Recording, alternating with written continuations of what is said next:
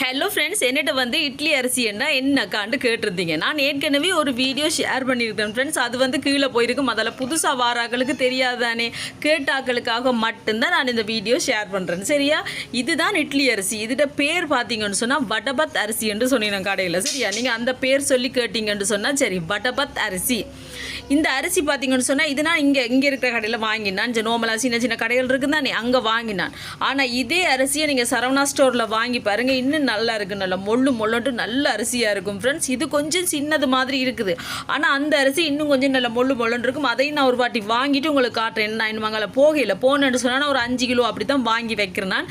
இப்போ நான் 1 கிலோ வாங்கியிருக்கேன் பார்த்தீங்களா. இதுதான் அந்த அரிசி, வடபத் அரிசி என்று நீங்கள் கேட்டிங்கன்னா அதுதான் இட்லி அரிசி. இதில் தோசையும் சுடலாம், இட்லியும் அவிக்கலாம் ஃப்ரெண்ட்ஸ். அப்படி இல்லையா, நீங்கள் குண்டு தோசையும் சுடலாம். சரியா?